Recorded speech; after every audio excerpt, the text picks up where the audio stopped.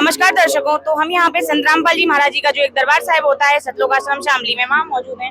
यहाँ पे हम देख सकते हैं कि यहाँ पे इन्होंने दरबार साहिब लगा रखा है, जहाँ पे एक माई जो है इन गरीबदास जी महाराज जी का पवित्र ग्रंथ को पढ़ रही हैं। नीचे इनके गुरु जी और जो सुप्रीम कोर्ट बताते हैं कबीर साहिब जी, उनकी फोटो लगी हुई है। वहीं बैकग्राउंड में भी इनके जो परमात्मा हैं, गुरु हैं, उनकी भी बैकग्राउंड में इन्होंने फोटो लगा रखी है। वहीं आप यहाँ साइड में देख सकते हैं इन्होंने बहुत ही ब्यूटीफुल तरीके से और सिंपल सोबर तरीके से एक डेकोरेशन कर रखी है। और अगर हम ऊपर का टॉप व्यू देखें तो कबीर साहिब जुलाहे के रूप में हम देख सकते हैं, वाणी लिखी है धारणक रूप रहा करतार। एक बड़ा सा उसके नीचे पोस्टर लगा हुआ है जहाँ पे संत रामपाल जी महाराज जी, उनके माता पिता और सुप्रीम गॉड कबीर साहिब का फोटो उधर दे रखा है। और कुछ चीजें भी लिख रखी हैं, जैसे जगत गुरु तत्वदर्शी संत रामपाल जी महाराज जी के 74वें अवतरण दिवस पर आदरणीय संत गरीबदास जी महाराज जी की अमर वाणी व अखंड पाठ का विशाल भंडारा। और यहाँ पे इन्होंने कुछ वाणी लिख रखी है, जैसे कि हरि आए हरियाणे नू। ये इनका दूसरा दरबार साहिब है। यहाँ पे भी माइयां पढ़ रही हैं और आप देख सकते हैं बहुत ही प्रेम भाव से लाइन, प्यार से लाइन में, कोई मतलब पुलिस वगैरह नहीं है। ये ऑटोमेटिकली एक वेल डिसिप्लिन्ड वे में यहाँ पे आके अपनी सेवाएं करती हैं। और आप पीछे भी देख सकते हैं, यहाँ पे भी एक कबीर साहिब जी का एक बहुत ही बड़ा फोटो लगा रखा है। उसके साथ साथ यहाँ पे कुछ सामग्रियां भी रखी हैं। ये कुछ प्रसाद टाइप का रखा है, जहाँ पे हम देख सकते हैं कि नारियल रखे हुए हैं और इस पॉलीथिन में कुछ प्रसाद रूपी सामग्री इन्होंने रख रखी है।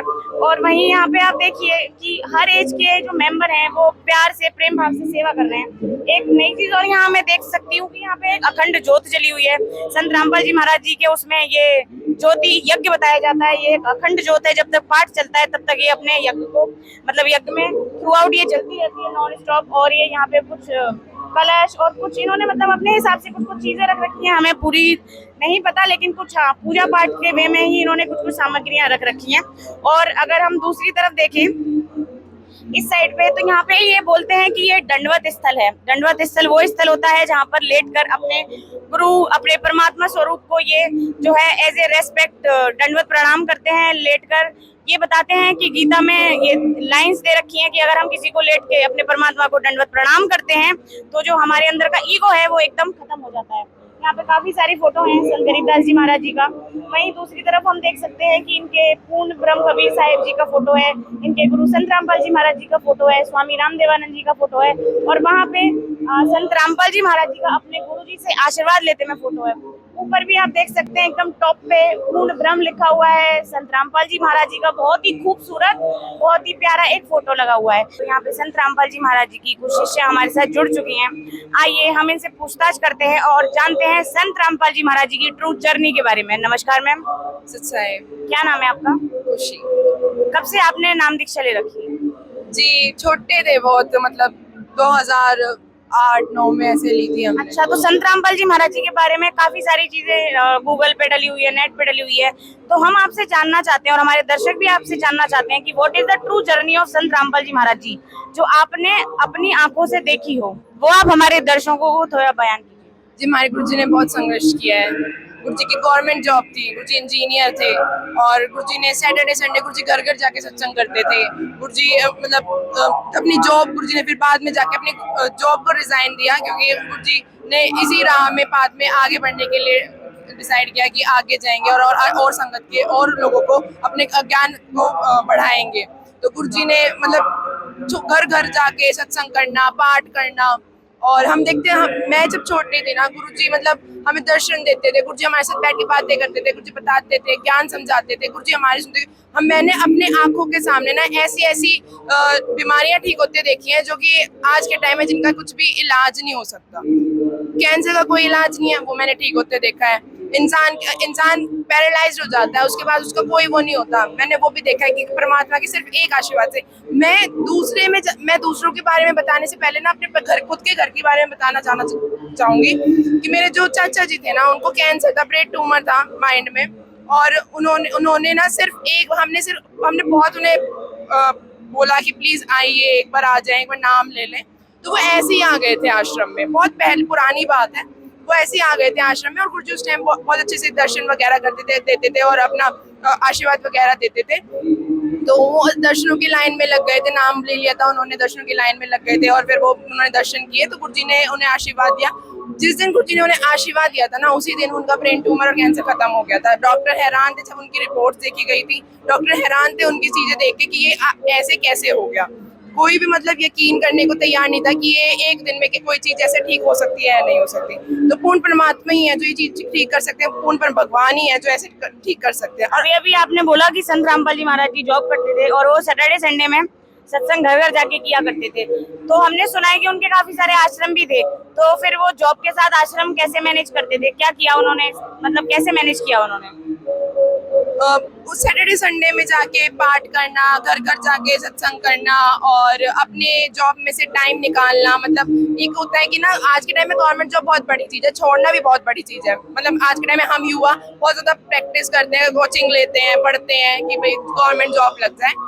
और गुरुजी ने मतलब उस टाइम पे गवर्नमेंट जॉब छोड़ी भी, और उसके साथ साथ उन्होंने गवर्नमेंट जॉब के साथ साथ ही संघर्ष किया, सत्संग करने लगे, पाठ करते थे घर घर जाके, और गुरुजी समझाते थे। और जिस पूरे दिन में जैसे गुरुजी, जैसे हम होते हैं जॉब करने के बाद हम थक जाते हैं और हम बैठ जाते हैं, हम मतलब रिलैक्स करने की कोशिश करते हैं, गुरुजी अपनी जॉब खत्म करते थे, उसके बाद गुरुजी सत्संग करना शुरू करते थे। घर मतलब हर जगह जाते थे, सत्संग करते थे, ज्ञान की चर्चा करते थे, बहुत सारी बातें बताते थे। तो जैसा कि हमने पहले देखा था कि संत रामपाल जी महाराज जी का एक आश्रम था बरवाला, जो अभी अभी आपने बोला आप वहाँ जाया करते थे, तो आज की डेट में मतलब क्या इम्प्रूवमेंट हुआ है इस चीज को लेके? जैसे कि उन्होंने एक बहुत बड़ा त्याग किया, उन्होंने रिजाइन दिया, तो उस रिजाइन के बाद क्या इम्प्रूवमेंट हुआ है सारी चीजों में आश्रम को लेके?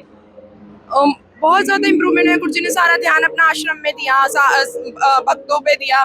गुरुजी ने मतलब अपने आप को एक तरीके से समर्पित कर दिया अपने जगत के लिए, भक्ति के लिए। और गुरुजी ने सारी, पहले गुरुजी नॉर्मल सत्संग करते थे बिना किताबों का, तो हमें मतलब गुरुजी को फिर ये लगा, गुरुजी को मतलब प्रेरणा हुई कि ना भाई वेदों में हम प्रूफ दिखाएंगे, क्योंकि कोई भी मानने को तैयार नहीं था। क्योंकि ये ज्ञान है, ऐसा ज्ञान है कि कोई भी मानने को तैयार नहीं होता, इजिली किसी को भी हजम नहीं होता ये। तो गुरुजी ने वेदों के द्वारा हमारे गीता, कुरान, सारी जितनी भी हॉली बुक्स हैं, टोटल जितनी भी हॉली बुक्स हैं, उन सभी से प्रमाण निकाले। उस टाइम पे पहले प्रमाण नहीं थे, फिर गुरुजी ने प्रमाण निकाले, फिर गुरुजी ने फिर खुद खोल के दिखाया कि जो मैं बता रहा था, जो मैं बोल रहा था, वो बिल्कुल सत्य है। हमारी किताबों में, हमारे सभी जगह पे हमें बताया गया है कि कबीर इज गॉड। बहुत बहुत धन्यवाद आपका। नमस्कार मैम, साहिब, क्या नाम है आपका? मेरा नाम मोहिशा दासी है। आप हमें बताइए कि यहाँ पे अवतरण दिवस के उपलक्ष्य में काफी सारी तैयारियां हो रही हैं, मतलब आपका प्रोग्राम चल रहा है, तो क्या क्या होने वाला है यहाँ 3 दिनों में? देखिए, ये जो प्रोग्राम है ये अवतरण दिवस के उपलक्ष्य में मनाया जा रहा है और ये 3 दिन तक चलेगा। और इसमें सभी के खाने पीने की सुविधा और व्यवस्था को किस तरह से मैनेज किया जाए, वो सब चीज़ों का ध्यान यहाँ पे रखा गया है। और इस 3 दिनों में दहेज रहित शादियाँ और ब्लड डोनेशन कैंप भी लगेंगे। ठीक है, बहुत बहुत धन्यवाद आपका। नमस्कार मैम, सच्चाई, क्या नाम है आपका? शिवानी दासी। अब हमारे दर्शकों को बताइए कि संत रामपाल जी महाराज जी का इस समाज सुधार में क्या योगदान चल रहा है एट प्रेजेंट टाइम में? संत रामपाल जी महाराज जी का बहुत बड़ा योगदान है अच्छे संस्कार का समाज तैयार करना। ये आज के टाइम में आप देख सकते हैं, छोटे छोटे बच्चे गंदी गंदी फिल्में देखते हैं, पिक्चर देखते हैं, गाने सुनते हैं, जिससे वो समाज से बिल्कुल मतलब बिगड़ते जा रहे हैं। उनमें अच्छे संस्कार नहीं रह रहे हैं, बड़ों से रिस्पेक्ट नहीं करनी है, कैसे बात करनी है, कैसे रहना है, उन्हें कुछ नहीं मालूम। बड़ी बड़ी लड़कियां हैं, छोटे छोटे कपड़े पहनती हैं, जिससे समाज में बहुत बुरा प्रभाव पड़ रहा है, गंदा प्रभाव पड़ रहा है। तो ये मतलब समाज बिल्कुल सुधर नहीं रहा है। तो ये चीज़ें किससे फर्क पड़ता है? ये जो सोशल मीडिया है, गंदी गंदी मतलब पिक्चर्स आती हैं, फिल्म्स आती हैं, टीवी सीरियल्स आते हैं, उनसे कुछ भी सीखने के लिए नहीं मिल रहा है। तो अच्छे संस्कार के लिए जो योगदान कर रहे हैं वो सिर्फ संत रामपाल जी महाराज जी ही कर रहे हैं, क्योंकि जो उनके शिष्य हैं वो ना पिक्चर देखते हैं, ना सीरियल्स देखते हैं, ना छोटे छोटे बच्चे कार्टून भी नहीं देखते हैं। तो इससे समाज में बहुत अच्छे संस्कार फैल रहे हैं। तो जो सबसे बड़ा योगदान है वो संत रामपाल जी महाराज जी का है। तो ये तो हुआ मतलब बिहेवियर को लेके बच्चों के, और क्या कर रहे हैं वो एक बड़े स्केल पे पूरे समाज के लिए? ये तो आपने यूथ की बात करी है, एक पूरे समाज के लिए जिसमें बड़े से लेके बुजुर्ग तक सबके लिए बताइए। सबके लिए मेन तो यह है कि वो सद्भक्ति बता रहे हैं।